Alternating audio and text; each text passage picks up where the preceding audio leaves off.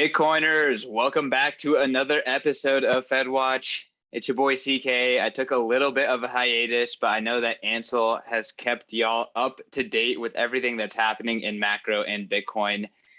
This week I am back and Ansel has prepared a extensive list of things happening. There's no shortage of Bitcoin relevant things happening in the world. I know I've been personally following Canada very, very closely. We're going to be talking about that, but that's just the tip of the iceberg. Ansel, before we get into everything here, I want to check in on you, man. How you doing? It's been a long time since we talked.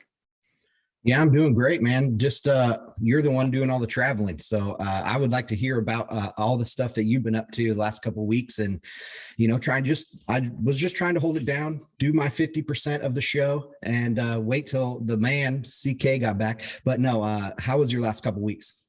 Yeah, it was great. I did my first international travel since COVID. I've definitely been moving around. I know that you like to stay hunkered down in the Citadel, but I definitely like to roam. And yeah, I finally got out of the US, went over to Dubai, hung out with some Bitcoiners, went to one of my best friend's weddings, which was a multiple day affair and it was really extravagant. So that was a great time. But man, traveling to Dubai from California takes it out of you. You gotta do a 12-hour time switch. So it's a complete like 180 on your night and your day. So it's not easy, but I'm here. I'm working the very next day, coming back in from Dubai, and man, I've just been so thrilled with like the developments in the Bitcoin space. Like this, they say, nothing happens in decades, and then decades happens in years. Something along those lines. I'm sure I butchered that.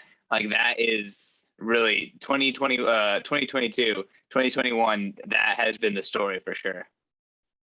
When it rains, it pours, right? Yeah, I've been writing on my newsletter that's at bitcoinandmarkets.com for, I don't know, the second half of last year. It seemed like the news was really just slow. And every week I would say, I'm finding those good nuggets for you guys on the newsletter. And now it's like I have to pare it down because there's just so much news happening. Let's get into Canada that you brought up. Wait, before we get into Canada, I was told that we need to talk about Miami. So Bitcoin 2022 in Miami, April 6th through the 9th. Actually, if you're watching this, I will be getting on Twitter Spaces immediately after. So at 12:30 Pacific, 3:30 Eastern, in order to talk about all the updates that are happening with Bitcoin 2022. But a lot is going down. We are dropping speakers. It is going to be 4 straight days of Bitcoin madness. And hey, we're trying to get the truckers to be speaking at the conference. We're trying to do everything to bring every single person that is relevant in Bitcoin to Miami. This is going to be a tour de force, 30,000 people in the flesh, showing the world that Bitcoin is real and this movement is here to stay. So I'm really excited for it.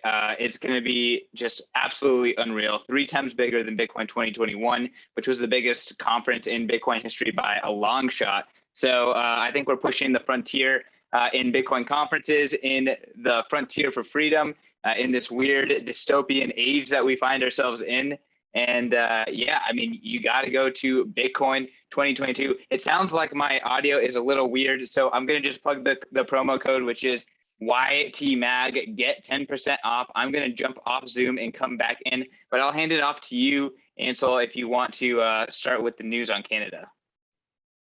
All right. Yeah, that's huge news, man. Getting the truckers as speakers, that would be awesome to get them in there, especially some of the people that are raising money for the truckers and asking how that their experience has gone, because I wanted to give an update on Give, Send, Go. So this was the fiat alternative to GoFundMe that raised a bunch of money for the truckers. And they were hacked over the last, I think it was like 48 hours ago or 72 hours ago. They were hacked and they leaked a big list. I think it was 90,000 donors, how much they donated, their addresses, their emails, all of that stuff was associated with their donation, including, I think, picture IDs, some of the files from their picture IDs. So this was a major hack that didn't look good for Give, Send, Go. They kind of, the story behind this now is they were ordered by the court to freeze those funds. But GiveSendGo is an American company, and so they said they're not going to freeze the funds, and they started to disperse the funds or distribute the funds to the truckers.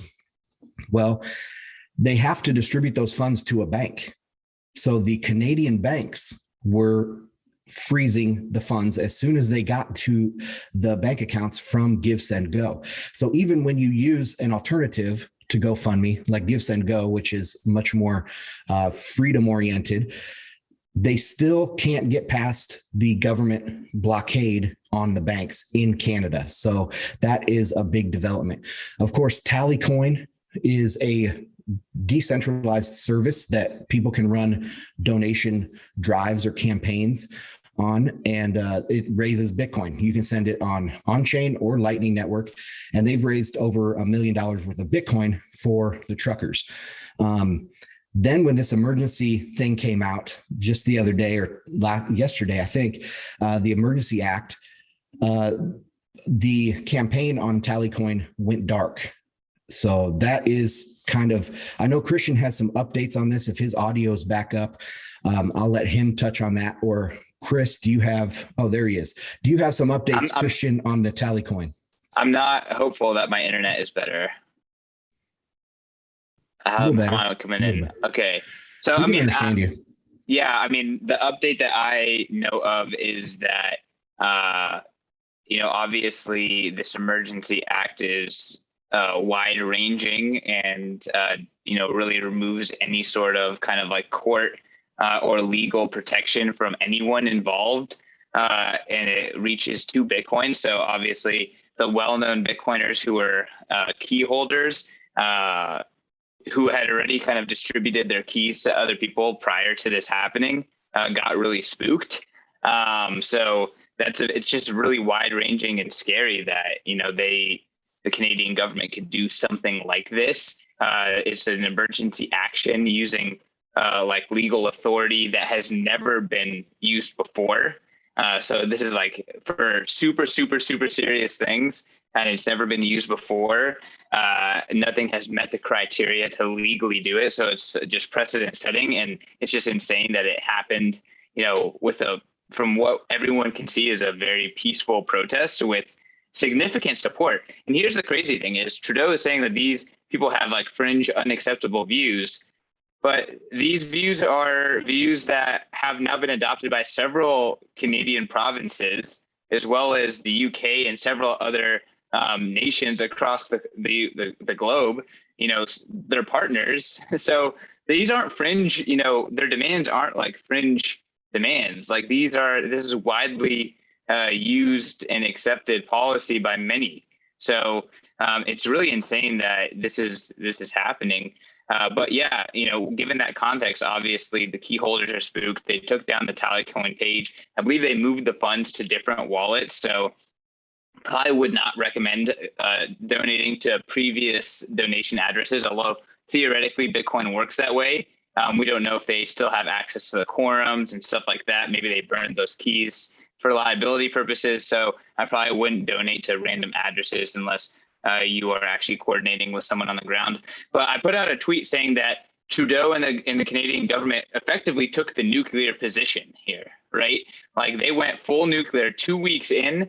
And once this movement goes completely on, I guess a separate system, the Bitcoin system and P2P, literally people showing up and handing them aid and food and fuel. Once it goes full P2P, this movement becomes much, much harder to squash, right? So really Trudeau went the nuclear option right at the beginning. He showed he flexed all of his muscles, and the very next day, the police chief of Ottawa resigned. So I don't know where the context fits in there, but I do not think it was a good political move by Trudeau, and actually think it in the long run it makes this movement even more powerful. I hope I came in all right for that. Yeah, we had you. Also, they had a vote in their parliament yesterday that was saying, "Hey, how about just a simple deadline? That's all we want is when will these mandates end? and it was voted down barely. It was a strictly partisan vote, except one liberal voted for the motion, but it still got voted down. So yeah, it's a fringe idea that is what 60% of the people, and including 40% of the politicians, agree with this. So yeah, it's totally not a fringe idea. They're just painting it as insurrection and occupation and all that. Now, interesting part of the Give, Send, Go controversy here is that Give, Send, Go is an American company, and 30 in the hack release, the data dump, 35% of the dollar amount was from U.S. citizens or U.S. sources. So then that enables the Canadian government to say, oh, look, this is foreign sources of funding to fund this quote unquote insurrection. I mean, it just gives them more ammunition when it is this cross-border type payment stuff. So I don't know, it's heating up, but it seems to be like getting to a climax this week. Most likely, I think this will come to a climax, and we'll see what happens where the dust settles. So Chris, I was going to say, Chris, do you have anything to add there? No, go ahead. Sorry, Chris, go ahead. No, nothing really to add there if you guys want to keep going. Well, we had that clip. Would this be a good time to play that clip of the deputy prime minister? And she's talking about how they are all, going to clamp down on this financing. Yep, we can play the clip right now. So it's a short, I think, 1:15 clip. So we'll play that clip right now. Stay with us, and then CK and Ansel will analyze it. So hold on, folks. First, we are broadening the scope of Canada's anti-money laundering and terrorist financing rules so that they cover crowdfunding platforms and the payment service providers they use. These changes cover all forms of transactions, including digital assets, such as cryptocurrencies. The illegal blockades have highlighted the fact that crowdfunding platforms and some of the payment service providers they use are not fully captured under the Proceeds of Crime and Terrorist Financing Act. Our banks and financial institutions are already obligated to report to the Financial Transactions and Reports Analysis Centre of Canada, or FINTRAC. As of today, all crowdfunding platforms and the payment service providers they use must register with FINTRAC, and they must report large and suspicious transactions to FINTRAC. This will help mitigate the risk that all right, these platforms Christian, what I would like to know is, if they're able to crack down on these well-known Bitcoiners that are in charge of this fundraising in Bitcoin. Formally in charge. Formally, informally, whatever, in charge. Then what does the benefit of Bitcoin bring? Like, I thought that I didn't think that this would happen like this. Can you help me understand? Well, the reality is that this is why being anonymous is powerful. But on the flip side, it's a catch-22 because you need reputation to actually collect $1 million. They raised 21 Bitcoins, upwards of $1 million in funds. If you compare that to any of these other fundraisers, that's a tenth of what the GoFundMe was, right? So, I mean, that's very, very significant fundraising that was done via Bitcoin from across the globe. We know that it was across the globe. A lot of the comments on the Tallycoin was like, love from this place, just freedom-loving people everywhere. And, really what's happening here is, yes, there are some trusted individuals who are vulnerable in Canada, but the funds are not. The funds have already been distributed, right? And they're getting even more distributed. And there's no way that they can just wave their hand and freeze the funds, right?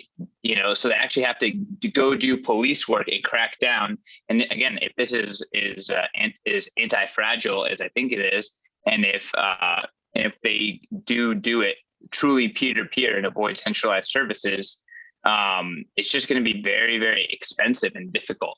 And honestly, I just don't think that any of these institutions are actually competent enough to get to clamp down on this Bitcoin. So we'll see what it actually looks like in practice. But I guess, that's my take. That's the Bitcoin difference, is that, now they can't just go, voila, frozen. They actually have to work for it. Yeah, that's what I was trying to get into deeper is so Give, Send, Go didn't freeze in the US, but the banks froze in Canada. So, I mean, there's so many touch points in the traditional fiat system that you have to be able to jump through these hoops. You have to jump through, where Bitcoin, I guess, is one point of failure. And that would be like your public persona, your public identity out there on the internet. And that can be mitigated. I mean, I think that in the future, you might have big names like lending their support to a certain movement, but then the main people behind it will be anonymous. So, there's lessons for sure in Bitcoin, or for Bitcoin and the Bitcoin community in this whole thing. So I think it's great. And Bitcoin's going to come out stronger in the end. Should we jump on to the Federal Reserve? I guess just one last thing here is the beautiful thing about this trucker movement is that it's not just in Canada and it's not just in Ottawa. Is that really what happened is this was a spark, and it sparked it everywhere, right? And we're seeing across Europe regulations being taken away at the very thought of truckers convoying, because they don't want to deal with this. Like, it's actually a logistical nightmare. They are a tour de force, truly. All of these truckers and this heavy machinery is a tour de force, and them occupying space and holding their ground. Like, governments don't want to deal with it. It's just easier. Like, all these governments just want what is politically expedient. Even this emergency order, it's literally the most politically expedient thing that Justin Trudeau, thinks he can do, is instead of address them, just call it illegal and freeze all the accounts. It's all about political expedience. It's all about ease. And, these politicians are lazy and they don't want to be confronted. So this works, and we're seeing it, light fires across the globe. And I'm just thrilled to continue to follow the developments, not just in Canada, but everywhere. Yeah, I have one thing to add before you take over, Ansel. I know certain people talk about various attack vectors. Obviously, us being Bitcoiners always harp on the money being one of the most important. But I guess, correct me if I'm wrong here, but I believe in the infrastructure bill, when it passed in the tail end of 2021, there's talk about they want to go to fully electric, and, a lot of the ESG movement was in that bill. And now, for better or worse, whether you believe in that or not, I believe there was a line in there that says by 2026, all electric cars going forward have to have a kill switch, meaning that, that you are opposed to whatever the political party, whether you're speeding or whatever, if you're doing something illegal, it's a way that they could stop your car. But, that can expand much further than just acting a moving violation. Oh, we don't like who you voted for. We don't like who you support. We don't like your religion. We don't like the color of your skin. I mean, it can be quite literally endless. And if you think that this is just the beginning, I think that's a good spot to be in, basically. No, I mean, you're completely right. And, maybe there's multiple reasons why there's such a massive premium on used cars nowadays, because all of a sudden, the legacy analog vehicles are starting to have an enormous amount of additional utility. Absolutely. And I wanted to add one more thing too here about Canada. And have you guys noticed this, that it seems like this movement was decentralized enough to stay one step ahead of the government reaction at all times? And even up to the last 24 hours, when there were supposedly some guns stolen in a different part of Canada, and the protesters were worried that these guns were going to be planted in Ottawa, and they announced it across the world on social media that there was going to be this false flag type planting of evidence. And so it just seems like the internet is really coming to life right now, that the strengths of the internet are matching with the strengths of Bitcoin, maybe in this Tallycoin raise. And Yeah, I think it's a beautiful thing. Any comments on staying one step ahead? I think that's a fantastic observation, Ansel. And again, like, man, your ability to really hone in on the signal is really incredible. But you're completely right. And even if you think about the Tallycoin thing, like the Tallycoin thing started 3 days after the convoy landed in Ottawa, right? The GoFundMe had not been frozen yet, but there was already some signs of trouble and mischief there that you can trust GoFundMe. And here's this Bitcoin solution. Surely but slowly it emerged, right? And just days before this action, the keys were were distributed out to different stakeholders away from the original stakeholders. So it does, and so on and so forth. And like you said, the truckers being on top of the planted weapons, and even the responses to like the fuel canny and different just measures by the police. It's been extremely, extremely tactful, intelligent, and it just always seems like these truckers are 1 or 2 steps ahead. And you can see the frustration in the authorities that it's just not easy. Why aren't you going home yet? Yeah, I think we always joke that the internet remains undefeated, and Bitcoin follows very similar to the internet in terms of adoption, use case, and importance, and kind of the only other thing in the world that's truly decentralized. I know because the internet's been around much longer, but it makes you wonder, not to go down a conspiracy theory route, but what would 2001 been like if the internet was fully developed as it is today, or 2008, social media was just kind of coming around. It's kind of like we've seen these tricks, and we've seen these tricks before, basically, is what I'm trying to get at. I don't know. See, this is where I don't want to like tout us too much, because we're still in this shithole of a mess 2 years later. It's 2022. So we're about to hit 2-year anniversary of lockdowns in the US. So I don't want to give us too much credit, but finally, thank God for this movement for sparking, the courage to do something across the globe.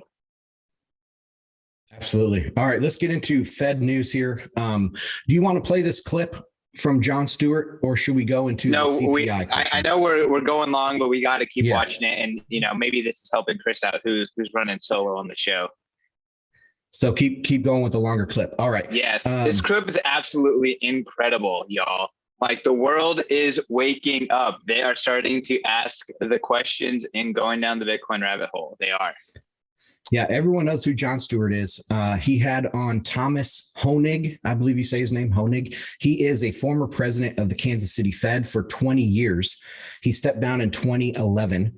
Then he went over to the FDIC, where he was vice chair until I think 2018 or 2019 when he stepped down. And now he's doing some, academic work of some sort. But he was on Jon Stewart's show, and I wanted to set up this clip here a little bit.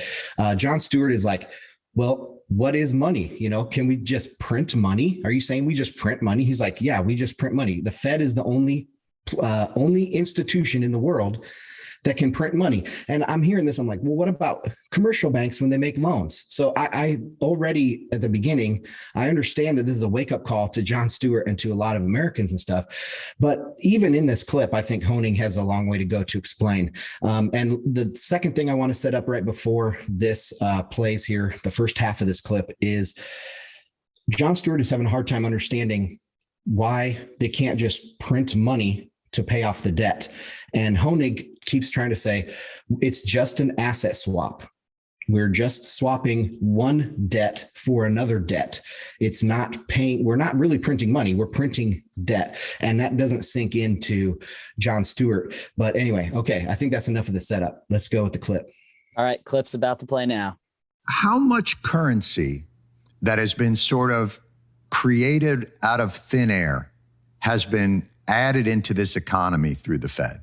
What would you put as a figure? Would it be 6 trillion? Is that too much? It would be, 6 trillion in terms of deposits with the banks and currency, be 6 to 7 trillion. Okay. That they're just injecting into it sort of out of nothing. Out of nothing. They're the central bank of the United States. Now, think about it. The central bank of the United States is the only institution on earth that can create dollars and pay for assets out of nothing. It's alchemy. They're Rumpelstiltskin. Well, Yes, in that sense, yes. And they've been given that authority by the Congress of the United States for purposes of dealing with crises, for example.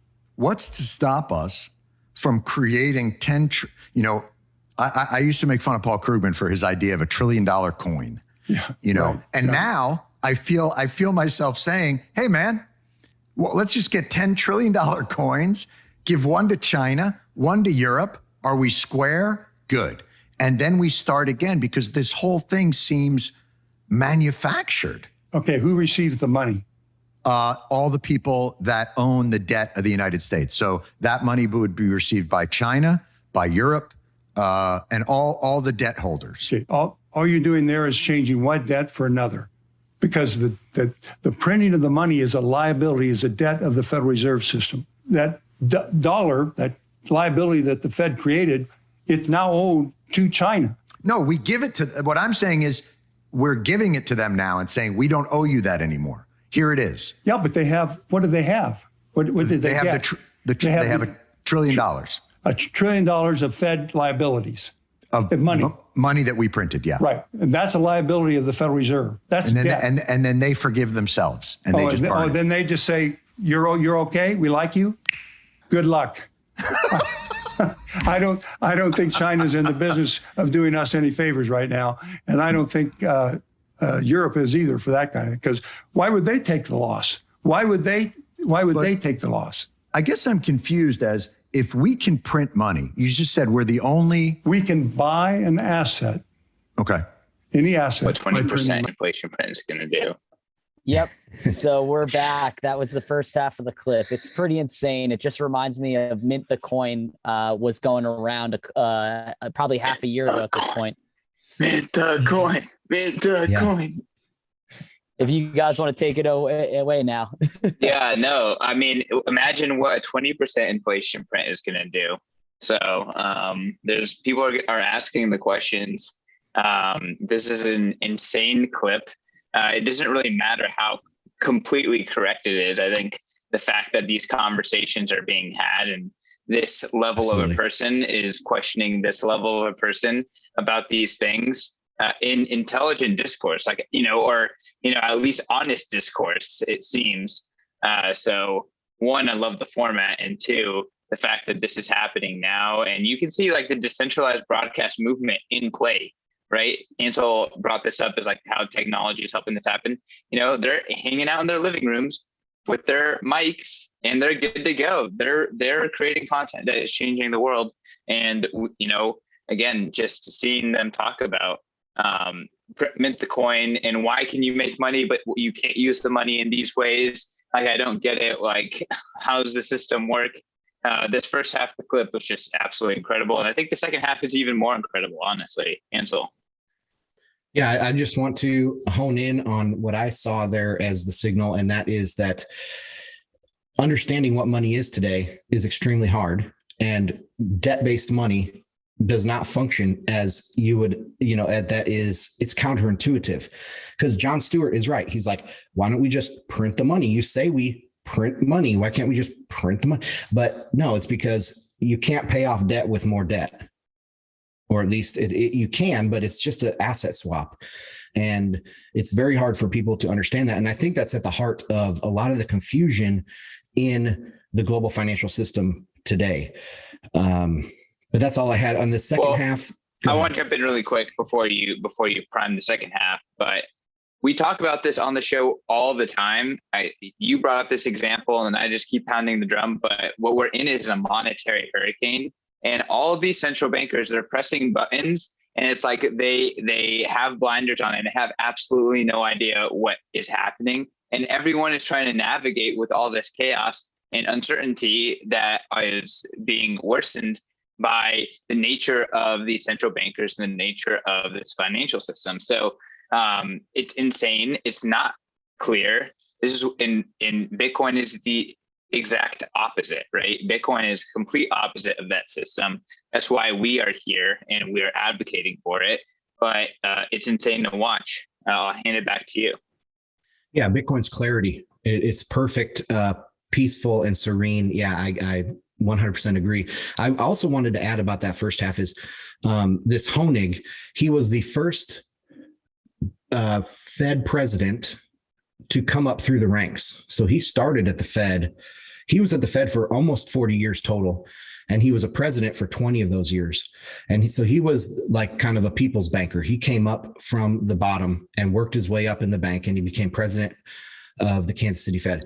And he's also seems to be very honest. Like he's actually trying to explain this to Jon Stewart and be open and honest. And a lot of people don't believe that. They don't think that these central bankers are open and honest and trying to, they're trying to pull one over. They're trying to, I don't know, just lie to the people about CPI or lie to the people about all this other stuff. But there are those few and far between, yes, but there are those honest central bankers. And I think this Hoenig kind of shows that, I mean, it seems like it's in good faith. Would you agree with that? I mean, I feel like a lot of these folks have different priorities, and it's interesting to see the ones that pop up and seem to be making a good faith effort. I don't want to make too many assumptions. I just don't know enough about this person. But this conversation, again, is like, there's nothing stopping him from saying these things to this person on this platform. So that's what I'm observing. And it's very fascinating to see the conversation being. Absolutely. Okay. The second half is he gets into the backing behind the system being faith-based. And then he brings up Bitcoin towards the end. So Chris, we're ready to go for the next half. Yep. I'll play that clip right now. Oh, yeah. How much currency that has been sort of created? We can buy an asset. Okay. Any asset by printing money. That is, but you can't pay debt by printing money. You can buy debt by printing money. So what if we just buy back our debt? Well, because all you're doing is... I feel like you're having trouble. It's like talking to a monkey. You're like talking to a monkey and trying to figure out, how do I communicate with this monkey? I don't know what to do. I totally get it's confusing. But remember, creating money, it means that the Federal Reserve creates a liability, debt, to buy debt or buy other assets. Right. Okay, so if they go out and say, well, to China, we want the government debt, and they say, okay, and we say, we'll give you our deposit, our money. That we've printed. Right. China says, fine. What kind of interest are you going to pay me? It's just another form of government debt. Am I making sense? It makes sense in the make-believe world of Conjuring. Like there is a certain part of this that all feels like a mirage to some extent. Right. So it's, when you think about fundamentals, right? So when I think about the fundamentals of the banking system, it makes sense to me. You have a central clearinghouse that their business model is, I'm going to trust you with my savings. You're going to give me interest on that. And you're going to make a little money on that by loaning that money out to somebody else for a little bit more money. Right. It's a business model that makes sense. Right. When we start to get into, I'm printing money to buy bonds to artificially keep those interest rates low, it makes less sense. So it's hard for me not to think of, well, why can't we just buy back our own debt so that we owe it to ourselves? And if you owe it to yourself, then it no longer can be weaponized by a foreign power or even by us, because you can create a different paradigm of what that debt looks like. Right. So it's hard for me when sometimes the rules of the Fed are explained. It's a little like saying, yes, you can levitate, but you cannot spin around. Do you know what I mean? It all seems sort of fake. Well, it's a fiduciary system. It's all faith-based, right? Oh my Lord. Yes, you got to have confidence in that currency, in that dollar, because there's nothing backing, there's no gold backing. So it's in some ways, it's a mass delusion. Well, that's a harsh word, but so long as you have faith, yeah. Well, you might see it today, right? In terms of with all this printing, you see these cryptocurrencies, these Bitcoins, right, which are basically virtual currencies. And faith-based. And faith-based. We're back. That was it's crazy. Clown world. Faith-based Christian, you got a comment? Well, he's right about the faith-based nature of the existing system and the faith-based nature of the cryptocurrency space, but he's wrong about Bitcoin. So I think that the world right now is, thinks everything is like itself. Everything nothing has changed. Everything is still fiat. And they're about to realize that Bitcoin is not, and Bitcoin is a completely different beast. And Bitcoin is very, very real. So I think that that's something that Bitcoiners have been talking about before, is that this awakening that Bitcoin is not optional has yet to happen, and it's kind of happening slowly but surely. I think Canada is a great example of that. But it's incredible, again, to see, on the flip side, the positive side, the silver lining of this conversation is like, he is talking honestly about the existing system and trying to explain it to Jon and saying like, hey, look, like, this is why we can't do everything you want, because we have to maintain the faith. Like, they have to still have the faith that, we're not going to just, make up the rules without any sort of constraint. So it really is incredible to watch. And, there's not much more that you have to say. If you just watch that clip, it really says it all. Yeah, I want to comment on the difference between a commodity money and a credit-based money. So yeah, credit-based money is totally based on faith, like he said, because if I don't have faith that, what's the value of that loan that I made to you if I know you're not going to pay it back? It's zero. So yes, the value of the backing of a credit-based currency, that is faith-based, but the value of a commodity money is not faith-based. So gold, there's gold there. That is the gold backing. With a Bitcoin standard, there would be Bitcoin backing it. So there is some faith that my counterparty is good for it, but the entire system is not based on faith with a commodity money. It's based on the actual backing of the currency. So I mean, people need to push back on that, because yes, it's even in the Bitcoin space. I hear this all the time that, Bitcoin, all money is an illusion, a shared delusion, but it's not, because I can actually, see my Bitcoins in my wallet, send them to somebody else. They can receive them. With gold, I can hold it in my hand and stuff. So, that's not an illusion, right? Bitcoin is not an illusion. Bitcoin, I completely agree. Bitcoin is so incredibly real. And what Bitcoin is a physical network of distributed keys and hardware. That's it. And that is a really real thing. So Bitcoin is by no means faith. It is utilizing a very real network, and that network is growing by the day, and it's absolutely incredible. And it's about to eat the world. Like, the entire world is going to be running on this network, and then tell me that it's faith-based, right? This is extremely real and is connecting everyone together, and it's extremely distributed. Again, like, where are the keys to those Canadian funds? Who knows? Good luck finding them.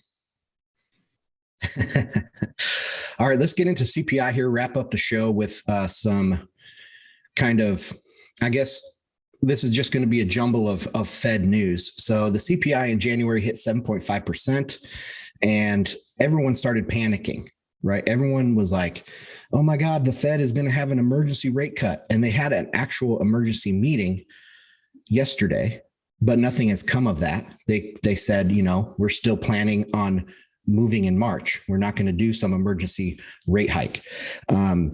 So that kind of passed. The market calmed down. The probability of a 50% the probability, of a 50% rate hike, the probability of a 50 basis point rate hike in March has dropped dramatically. So it looks like they're going to just maybe in March, raise that 25 basis points each meeting, but there's no kind of rush to this inter-meeting rate hike.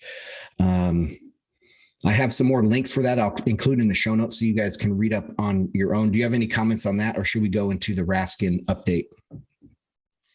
I think the Raskin update is going to be a lot more interesting, but I just want to point out of the continuation of the trend that we have been pointing out, which is that, this is all about managing expectations, managing impressions, maintaining the faith. So, oh my God, this huge print, we have to have an emergency meeting. Again, it's almost like a ceremony of like, oh my God, something happened. And then, okay, we're going to continue on our existing path.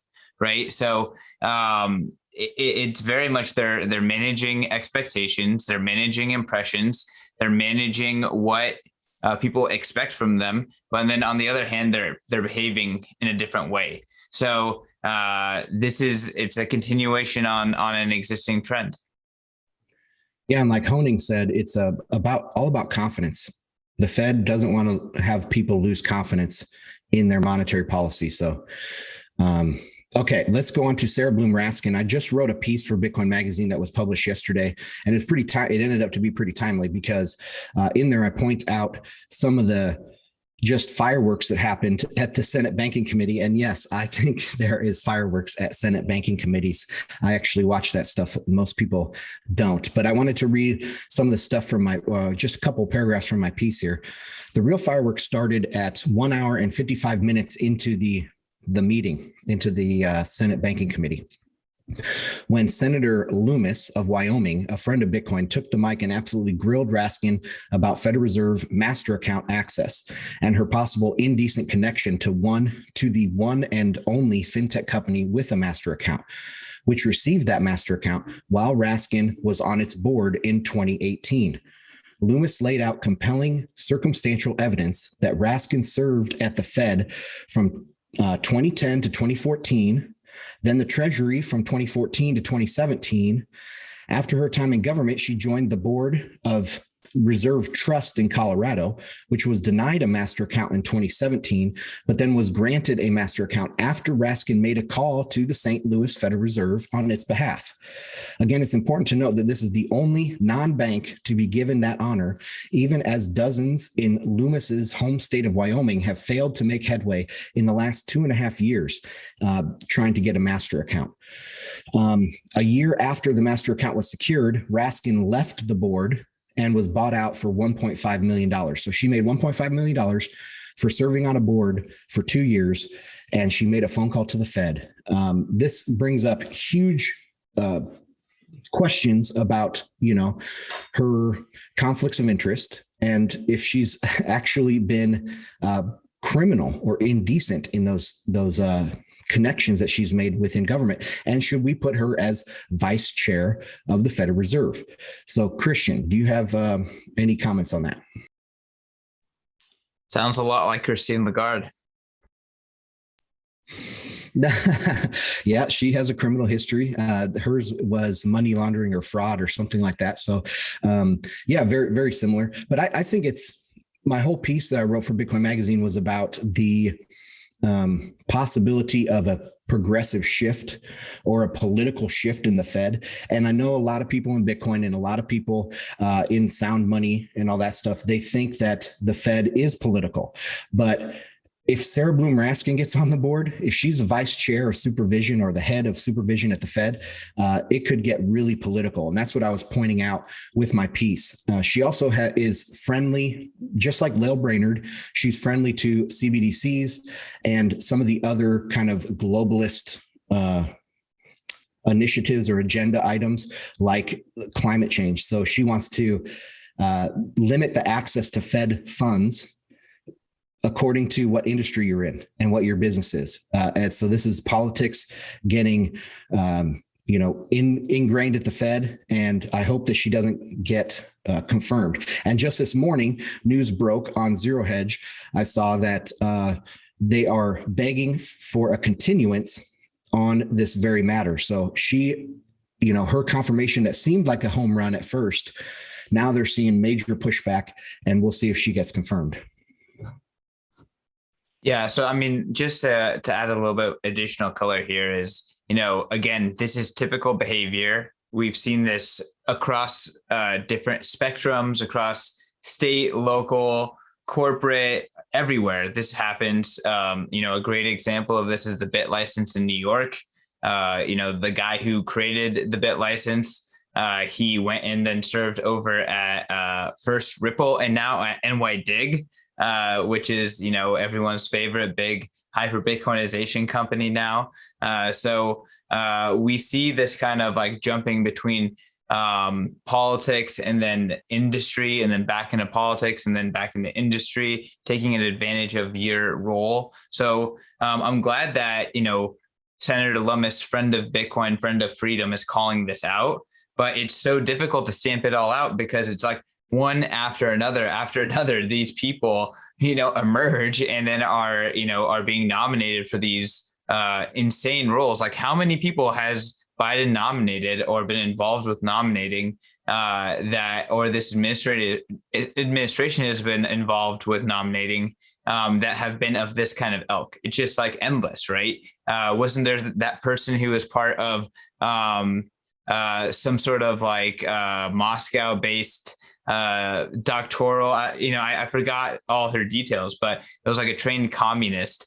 And she gets nominated. It looks like it's going to be a home run, and then gets some questioning, and then is no longer in the running. And that's just, and then Lael Brainerd, and now this. Again, I'm just pulling these off the top of my head, but it's just endless, right? There's an endless stream, and how many of them are going to actually make it in?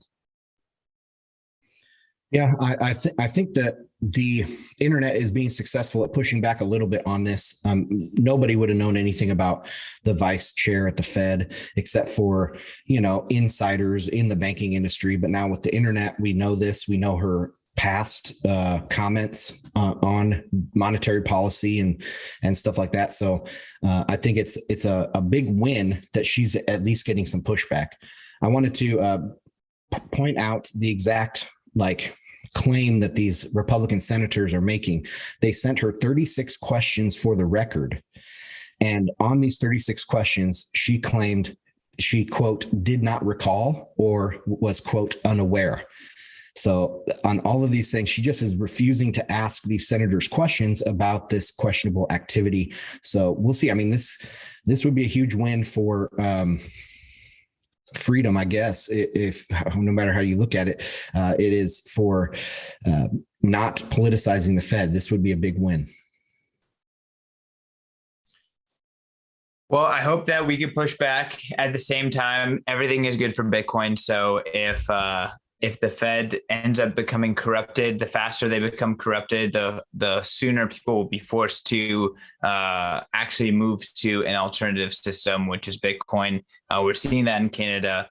This show seems very circular as we continue to refer to what is happening right now and how that is going to continue to affect what's happening at the highest levels of central banking. Ansel, anything else that you want to touch on to close out this show? Nope. I think it was a good rip, and we can turn 20 minutes of content into an hour. No problem. No, I mean, hey, there's a lot to unpack here, y'all. Like, this is history in the making. So I hope that you appreciate, whatever circumstance you're in, that you're witnessing the defining moments of, the next era of humanity. I hope that, freedom and respect and sovereignty wins. And yeah, I mean, if you want to celebrate those things, you got to go to Bitcoin 2022 in Miami, April 6th through the 9th. Chris, Ansel, myself, the entire Bitcoin Magazine team, all of the known English-speaking Bitcoin universe, and anyone who can make it into North America will be there. And just an incredible collection of 30,000 Bitcoiners. So use promo code YTMAG, that's YTMAG, to get 10% off your ticket. Tickets go up in price in 2 days. So get your ticket now, use that promo code, buy in Bitcoin for maximum savings. So use something like Strike or an exchange to maximize your savings. You save hundreds of dollars if you pay in Bitcoin. So we want those sats bad. And come to Bitcoin 2022, be a part of history in person, and continue listening to this great show and this great analysis over on Bitcoin Magazine Live on YouTube. on the Fed Watch podcast app or podcast feed, and follow Ansel at Ansel Lindner. Follow me at CK_snarks. Chris, Ansel, any last messages, or should we run the commercial? Go to bitcoinandmarkets.com, sign up for my free weekly newsletter, covers all the important sectors of Bitcoin, and I touch on macro events as well.